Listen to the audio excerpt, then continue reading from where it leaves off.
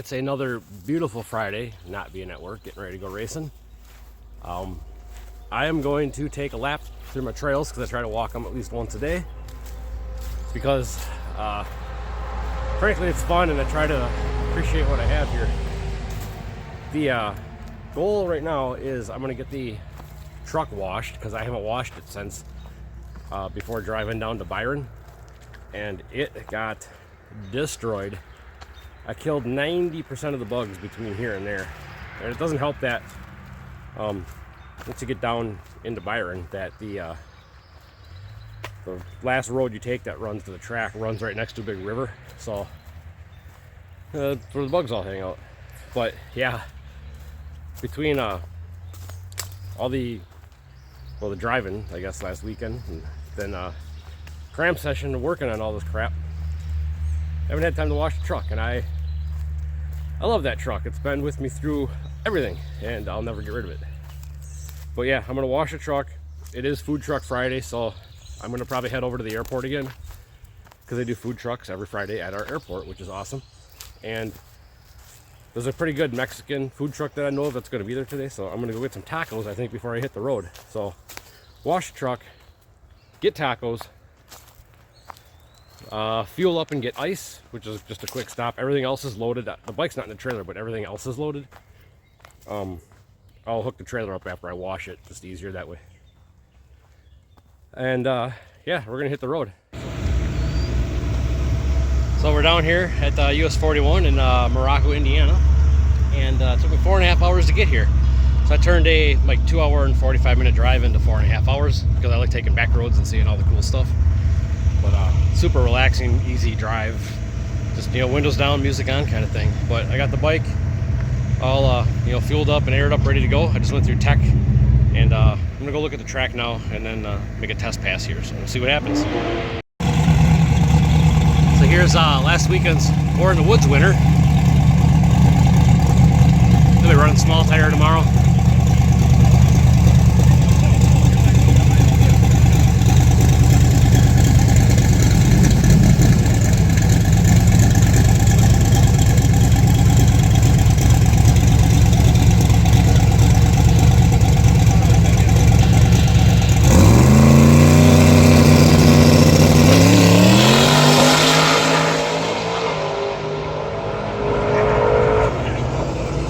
Jesus Christ. So sorry about the sun's probably in your face right now. It's at my back. It's getting ready to go down behind the trees shortly here, but yeah, if you watch any of the, like, you know, no prep, you know, small tire car stuff, that's Casey Max. They just won the War in the Woods last weekend. That car it's rough, but man, it dialed. Pretty cool to see. So I'm gonna go head up and make a pass now.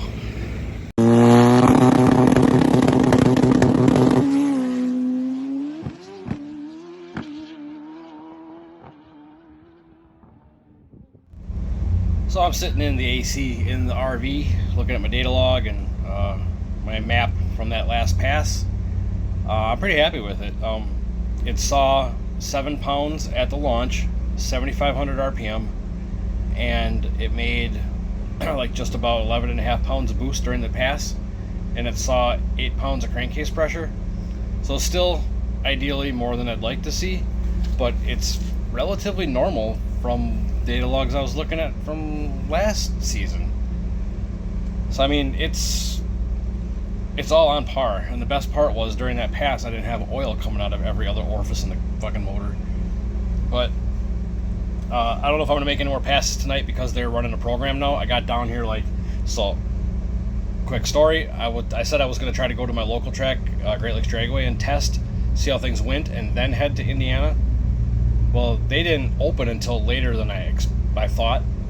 So if I would have waited for them to open, made a pass, loaded back up, and headed to Indiana, I wouldn't have got down here to the track till probably 9, 10 o'clock at night. I backroaded, and like I said, it took me 4.5 hours. I don't like the freeway, and I'll backroad everywhere all day if it takes me twice as long.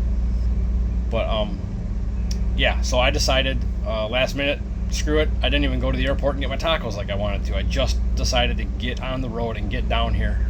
I got here early enough. I got my test pass in with no real, you know, trouble with nothing. No one was in the lanes. and they're now just calling classes up for this evening's like daily driver class and some stuff. But I'm just gonna look at data log, make some changes. I'm gonna do another two-step test because now that I know what it'll make 7,500 and how it looked from that pass, it can take more power to hit, and I think the track is gonna actually be pretty good for a no prep. But it's taking me a little longer than normal to go through my data log and make changes because I got my furry buddy hanging out with me. If you follow me on Facebook, my best bud here, 2.5-year-old Saint Bernard.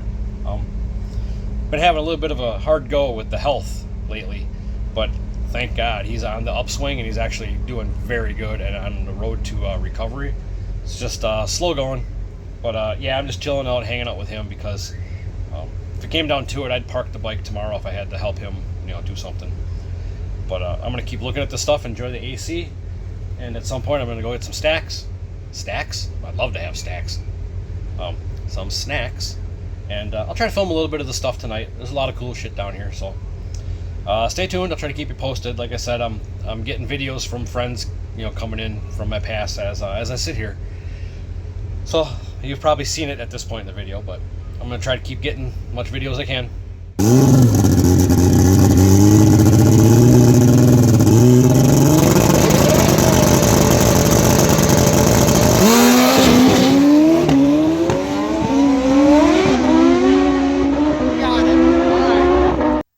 It is now Sunday, almost going on Sunday afternoon at this point, 1:30. Racing at the MKE Real Street Takeover did not go well. After the test pass on Friday night, pass itself went good. Return road did not go so well. I noticed some things happening for data. Got back to the pits, was looking at data log, was going to try to make a second hit. And I wanted to turn it back up from 7,500 RPM at the launch to 8,000. And I wanted to leave on a little more boost. And I went to do a two-step test and it wouldn't rev past 6,000. I wouldn't make more than about 3 pounds of boost. And I thought I heard a tick on the return road. At the time, I thought maybe a stone came off the front tire, hit the inside of the fairing or something. And you're coming back and the bike's making noise and the return roads are rough. And you don't know if you're hearing what you think you're hearing. But after looking at the data log, when we got back to the pits, I realized something wasn't right. And I tried one more two-step test, and the top end noise turned into a full-on rattle. So I just shut it off and didn't get to make any more passes. So that's why there is no footage of racing on Saturday. Because I wasn't racing. I was actually doing a lot of spectating, and then I was helping Mike and Michelle that run the event. I was kind of helping keep them hydrated because it was like 95 degrees out, and I'm wore the fuck out today, honestly. I didn't get home till 2 o'clock this morning. Stayed in bed till about 10, made some breakfast, and finally out in the garage here at 1:30. Just keep getting kicked around and knocked down, but I'm gonna make this thing work and figure out what's going on. It's just parts. It's just nuts and bolts and parts. The good thing is everything is still inside the motor. That's always a plus. So I'm gonna take this whole thing down, every nut and bolt. We are starting fresh. I am tired of just scabbing stuff together and showing you guys what you can do with used parts and stuff. But the bottom line is that my used parts are going on several years of being used parts. I mean, you saw how I rehabbed that head after completely destroying it. Those cases have been rebuilt or freshened up no less than probably 5 or 6 times. And over time, you start gaining clearances in things, whether or not it's, it's just a little bit. But when you're running a motor that only has, a couple thousandths of clearance on certain things, over time, things get a little more worn and wore out. And even just cleaning, Scotch-Brighting things, it's taking material off. And I think we're just to the point where everything is it's just wore out and tired. And I'm probably lucky to have gotten as much wear and tear out of this thing as I have been, as many mid-low 7-second passes as it's made. I mean, as many times as it's been up on the rev limiter from spinning the tire because we're stupid and we do no prep racing. This is only a setback. It's not a given up, a lost hope cause. The mechanical part of me is really interested to get this thing sorted out. We'll see what's wrong if we find anything obvious with that, whatever the noise might have been. But I'm also excited to start putting some more time into getting some new to me at least and fresh motor parts and come back out stronger. Can only get better. I think it's time this bike needs somewhat of a makeover. Whether it be cosmetically or mechanically, we're going to keep working on it and going racing. And I think, if all goes well, I mean, I'm only going to be down for a little while. I can, my labor's free. It's going to be a matter of scrounging around, finding what I can for stuff that I might need to replace, and be a little pickier on what I find instead of trying to be a hero and saving a bunch of junk. Be a little pickier and try to get some nice stuff and put something good together. But for now, I apologize I didn't get more racing. It was nice, sometimes to just kind of wander around, and I was cracking jokes that all day I was just depressed because my shit didn't run. But I love running the bike, and I hate missing that event. If there's any events I don't want to miss, it's that one. I can skip out on a bunch of shit, but the MKE race is kind of our baby, and I like that one. And I kind of, I let Mike and Michelle down by constantly breaking my shit. This is the second time I missed that race because I broke on the Friday before testing. The last time was actually when I destroyed that cylinder head. And oddly enough, I missed it again because I think I got a noise in that cylinder head. So it's time to let her go. I got the majority of parts here. I've been trying to get this fucking spare motor together for 2 years now. And every time I get close, I take one thing off it to use on that, or I sell something, or I'm going to try to replace this. It's time to use, or, it's one of those deals too where it's like, oh, I don't want to use that stuff just yet because that stuff over there, it still works. It's time to probably throw some of that away, and we're going to dip into the spare parts and make something fresh. So for now, I'm going to try to bust ass and get this thing tore down and see what, if anything, we hurt. It could be something simple, I don't know, but either way, it's getting a complete redo. So I will update you guys when I get this thing tore apart, and then we'll investigate. We'll see what I've found, come up with a plan, and then we'll go from there. So it's been a little while. I got everything broke down. I got things all over the place here, and then I got some back over there. Basically what happened was that noise I heard after coming back on the return road and then doing the two-step tests in the pits knocked the number 4 rod bearing out of it, which it's my fault. I try things and try to think I can get away with things, and then I kind of was a little gun shy about how this went together the last time it went together. This motor was way looser than I would like to have normally run some things, but I was trying to see if I could make that work because I had progressively over the years I've gotten kind of loosened things up a little bit, and I knew this motor we were getting into the extreme limits of too loose, and everything else looked great. The mains looked great, the other 3 rods looked great. I had one just did not work. I'm not going to think too hard into it other than we're going to go back the other way. We're going to try to tighten these things up a little bit and get it back together. But what I am going to do is I'm going to start utilizing some of these spare parts that I was doing. I had 80% of a spare motor ready to go. I'm going to start utilizing some of those parts to replace some of my stuff that's just straight up worn out. Those cases have been, like I said, cleaned so many times that I just I think it's time to start fresh. Luckily, I shut this thing off when I was in the pits when I heard the rattle get bad. I shut it off early enough that it didn't wreck the crank, and the connecting rod actually it doesn't show any heat. I can actually show you quick here. So I was actually going through and putting the bore gauge on the big ends, double checking everything. Really wanted to double check the rod that had the spun bearing in it, but as you can see, there's a shadow on it, but it didn't discolor nothing. Like everything physically, visually, everything looks fine. Unfortunately, that rod is about 1.5 thou, almost 2 thou out around now. So even though I caught it early enough that it didn't wreck nothing, when the bearing spun, it still managed to actually remove a little material. And normally you can see cross hatching on the inside of these bores, just like you would on a cylinder. That's gone, so I know that the bearing actually, my bad. So that's what's left of the bearing. You can see it was mostly intact yet, but there wasn't even hardly any debris in the oil. So it just started to spin this thing. So without causing any major damage, we're still out a rod. However, I do happen to have a set of Crowers that I'm going to put in there. Actually, that's a really good rod. Well, those Gorillas are really good rods too, but it's not like I'm downgrading to something. Those are actually really good rods. So I'm going to run those rods on these pistons. Luckily, that piston didn't hit the head, so pistons all are good. So we got rods, pistons, crank is good. What I need to do is double check, reconfirm, get a bore gauge on these cases. These are all kind of cleaned up and ready to go. So I think what I'm going to do is start getting things situated, set up my main bearing deal, and get that crank in these cases. Those cases, honestly, I'm probably just going to chuck. The main bearing bores are starting to get a little bit large. It's been decked so many times that the pistons are actually like about 30 thou proud, so they come out of the bores. So I run an extra thick head gasket to compensate for that. So there's just been a lot of band-aiding going on those.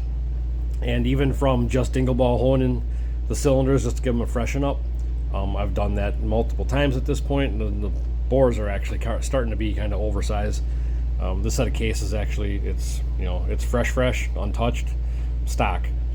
And then same thing with that head. It's a 0708 head. It's bare with cam caps. So what I'm going to do is take this old girl that's been through hell and back. This is the one that I repaired. It's still a usable head, so I'm going to keep it as a spare, but I'm taking all my good hardware and everything out of this. I'm going to transfer it into the other head. I'll give that other head a quick port job, clean it up. I don't do a whole lot of work just because, turbo things. Turbo doesn't really care. When you're not maximizing how much the turbo can make, it doesn't care how much the head can flow. Boost is just a measure of restriction, so we're not going to spend too much time on the port job. Just mostly clean it up. But yeah, that hardware will all go into the other head, and I got head gasket stuff situated. I should have everything I need to get this thing scabbed. I don't even like using that word now because that's what got me in trouble to where I'm at this point. I should have enough parts to put together a nice solid running motor that should get me through the end of the year, considering I don't lean on this thing super hard. So that is my goal. I'm down and out for a little while here. If I had to guess, with what I'm trying to do here with all the swapping and cleaning and kind of reconfiguring, I'm looking at probably 3 hard weeks of work of getting everything dialed in. There's a few other little tricks and things I want to try just to see if they'll work, because ideally this will be the last year with the 1000 motor. What I want to do, and I'm not going to promise that it'll happen, is I want to actually do a Busa motor swap on that thing. And whether it happens or not, I don't know, because it's going to be a pricey deal. I have 0 extra Busa parts, so I'll have to get a turbo header, a turbo plenum, an entire probably motor to start with, and then build the motor. So we're just not looking at a cheap swap. But if I can get a 1000 motor together to continue racing for the year, and in the meantime, maybe over winter or whatever, get a Busa motor and start getting something built up to where I can just start doing the configuring and all the fabrication work to get it in that frame. But that bike will stay that bike. That's my titled frame as it was how I bought it. That's how that bike will always stay. Whether I put a Busa motor in it, Busa motor in it or not, not 100%, but that's the direction I want to go. I know it can be done. Financially, I got to make sure it makes sense to do it, and time-wise, I got to be able to pull it off. I can't take 2 years off to do that. I like racing, so if I can make one of these motors, or all these parts to make one motor, make that happen, then that's what I'm going to continue running. So I just want to be able to go have some fun with this thing yet. But that's the plan. So we got a lot of work ahead of me here. If you want to see what I'm gonna piece together here to make work out of spare parts, let me know if that's what you want to see me doing. Otherwise, I'll skip all the nonsense because we've seen me do a bunch of motor stuff already up to this point. Otherwise, I'm just going to keep moving forward with getting the motor back in this thing, because we're getting into the hottest part of the summer here, so I'm not too upset about having to not be at the track right now. But I do want to get back to the track as soon as possible and actually get out and test and find the issues before the night before a race, because this has been the worst start to a season I've ever had. And it's all of this, everything you see, this whole effing mess, 100% my fault, my doing. I brought this on myself by not being prepared. So if you want to see this thing keep going, let me know. Otherwise, I'll just I'll go radio silent, and just the next video you see, I'll have a running bike. So thanks for watching. We'll check in later.